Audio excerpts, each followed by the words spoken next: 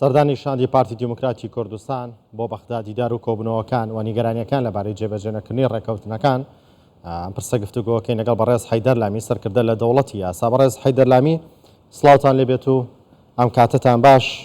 ئەوە وەکو دەوڵەتی یاسا تا چەند لەگەڵ جێبەجێکردنی ڕێکەوتنەکانن کاتێک هەرێمی کوردستان پابەندی دەستورە، پابەندی ئەو بەڵێنانە بکە بە حکومەتی عێراقی داوە، بەڵام ئێستا حکومەتی عێراق تەنانەت موچەی فەرمانبەرەکانیشی نانێرێ.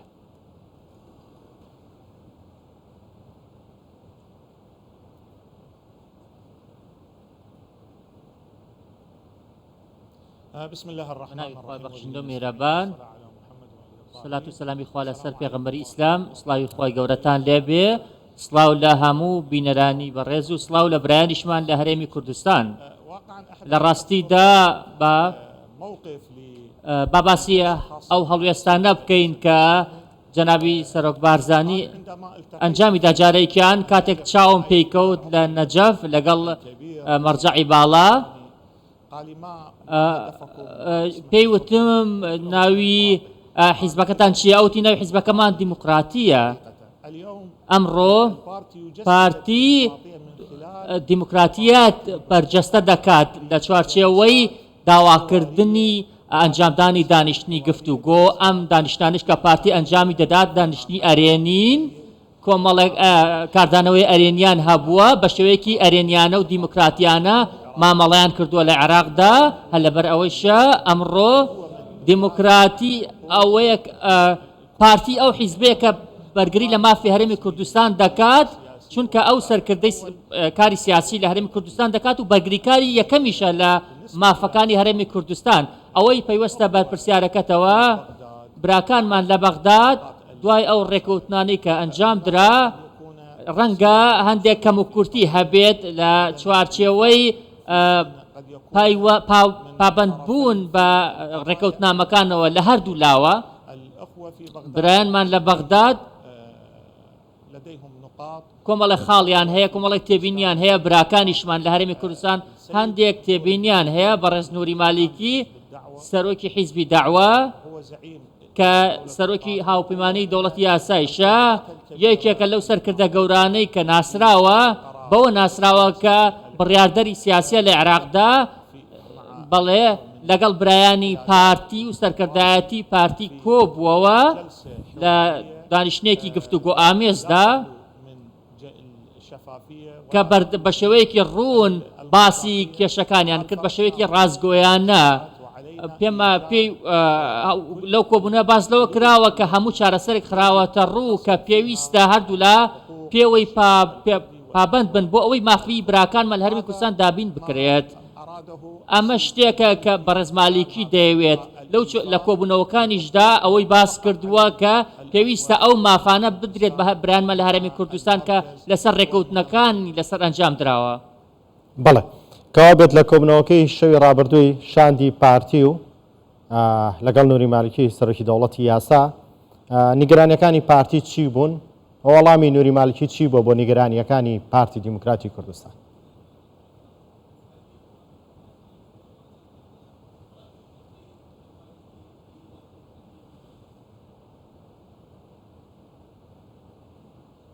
بەڵێ برایانمان لە هەرێمی کوردستان کۆمەڵێک شتی زۆر هەیە لە هەرێم تێدەپەڕێت. یەکەمینیان بابەتی دابەشکردنی وەزارەتەکان و پشکەکانیانە، هەروە پشکە حکومیەکانیانە. ئەمەش یەکێکە لە کێشەکانی. کێشەیەکی دیکەش کێشەی نەوت و غازە، کێشەیەکی دیکە ناردنی شایستەدارەکانی حکوومەتی هەرێمی کوردستانە. ئەمە ئەم خاڵانن کە بەڕێز مالیکی باسی لەوە کردووە کە قسەمان لەسەر ئەم کێشانە کردووە و هەروەها دەرچەیشمان بۆ ئەم کێشانە داناوە. پرۆسەی سیاسی بە هەبوونی برایانمان لە هاوپەیمانیەتەکاندا بەرەو پێشەوە دەچێت. وتومانە کە ئەمە ئەگەرێک نییە، ئەمە سەرکەوتوو نابێت ئەگەر سیستەمێکی سیاسی هەبێت بەبێ ئەوەی کە کورد بەشداری تێدا بکات و بەشدارێکی کاریگەرانەی هەبێت. ئەم چەسپاندنە سیاسیە پێویستە هەموو لایەک بەشداری تێدا بکەین. هەر پابەت نەبوونێک بە ڕێکەوتنەکانەوە دەبێتە هۆکارێک بۆ ئەوەی کە دۆخەکە بقڵ بێتەوە. ئێستا ئێمە کۆمەڵێکی زۆر کار لە بەردەستماندایە لەوانە هەڵبژاردننیە جوانی پارێزگاکان و لەوانش ئەو کارانەی کە بەڵێنمان هەوادارەکانمان داوە بیکەین بۆیان لە کاتی هەڵبژاردندا بە تایبەتی لە باشوور و ناوەڕاستی عراق لە دابینکردنی خزمەتگوزاری بۆیان ئەو خزمەتگوزاریانە ئێمە ناتوانین پێشکەشی هاوڵاتیەکانمانی بکەین ئەگەر سەقامگیری سیاسی نەبێت. ئەگەر ئێمە پابەندی بەڵێنەکانمان نەبین بێگومان سەقامگیری سیاسیش بوونی نابێت. بە پارێزراوی سیاسی لەسەر چی بنیاد دەنرێت؟ لەسەر ئەوەی کە مافەکانی هەرێمی کوردستان هەمووی دابین بکرێت.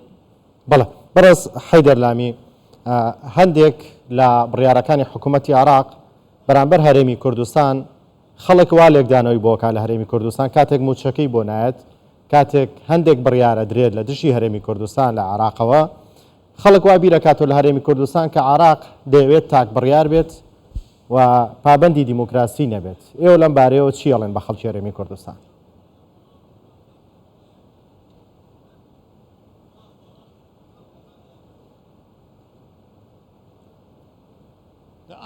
بەڵێ من بڕوام وایە پرسیارکردن لەسەر ئەوەی کە شتێکە بێ بە ناوی دابەش بوون ئەمە خراپە. براکانمان لە هەرێمی کوردستان خوشک و برای ئێمن بەشێکی سەرەکی و گرنگن لە گەلی عراقی. هەبوونی ئەوان گرنگە. کوردەکان خەڵکی ڕەسەنی عراقن، پێش هەزاران ساڵ لەو شوێنانە ژیاون. لەبەر ئەوە ناتوانین بڵێن کە ئەگەر عراقیەکان پابەندی بەڵێنەکانیان نەبن بێگومان سەرکەوتو ناوی پرۆسی سیاسی کوردەکان عێراقین. عێراقیەکان پێکەوە هەموویان لەسەر ئەوە کۆکن کە پێویستە هەموو مافەکانی هەرێمی کوردستان جێبەجێ بکرێت. ناکرێت ئێمە لایەنێک لە لایەنێکی دیکە جیا بکەینەوە. هەر لەبەر ئەوە پابەندبوون بە بەڵێنەکان پێویستە لەسەر بنەمای لۆژیکی بێت. ناتوانین بڵین کە ستەم لە لایەنێک لەسەر بنەمای لایەنێکی دیکە ئەوە ڕێگە پێدراو نییە. ئێستا حکوومەتی عراق بۆ نمونە خێزان عەرەبەکان لە هەرێمی کوردستان هەن، مافیان هەیە، پێویستیان بە پەروەردە هەیە. ئەمە شتێکە کە هەماهەنگیمان هەیە پێکەوە هەم کوردەکان لە عێراق و هەم عێراقیەکانیش لە هەرێمی کوردستان.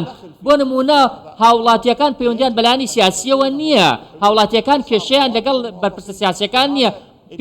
پێویستە مافی فەرمانبەران دابین بکرێت، چونکە فەرمانبەر کێشحەقی نییە بەلایانی سیاسیەوە. ناتوانین بڵێن کە ئەگەر گەلی کورد یاخۆ گەلی عێراق هەڵەی هەیە، کێشەکە گەل نییە، بەرپرسانی سیاسین. بەڕێز حەیدەر لامیان پرسیارت لێ یەکەم، بەڵام نیگەران مەبە لە پرسیارەکەمە. پرسیاری فەرمانبەرانی هەرێمی کوردستانە، ینی قسەی دڵی خەڵکی هەرێمی کوردستانە. چۆن عراق بەهی خۆی بزانێت، چۆن حکوومەتی عراق بەهۆی خۆی بزانێت لە کاتێکا ئەبێت ئەمە لەوە تووڕە ناوین. سپاس دەکەم. چۆن حکوومەتی عراق بەهی خۆی بزانێت و خۆی بەبەش لەگەلی عراق بزانێت لە کاتێکدا هەموو سەری مانگێک خەمی ئەوە بێت حکوومەتی عراق موچەکەی بۆ نێرە یاخود بۆی نانێرێ.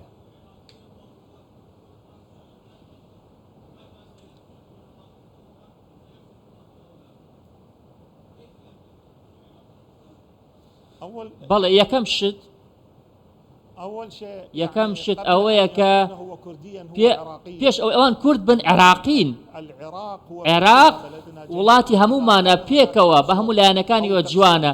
ئەگەر کەم و کورتیەک هەبێت لە لایەنێک لە لایەنەکانەوە جا لە هەرێمی کوردستان بە یاخود لە حکوومەتی فیدراڵی، ئەوە مانای ئەوە نایەت کە براکانمان لە هەرێمی کوردستان پشتگوێ بخەین یاخود جێوێکیان بۆ دروست بکەین کە گومان لە عێراقی بوونی خۆیان بکەن. ئەوان عێراقی ئەسڵین. ئەگەر کەم و کورتیەک هەبێت لە حکوومەتەکانەوە یاخود لە بەرپرسانی سیاسیەوە یاخود لەو کەسانی کە حکم دەکەن، ئەمە نابێت ببێتە هۆی ئەوەی کە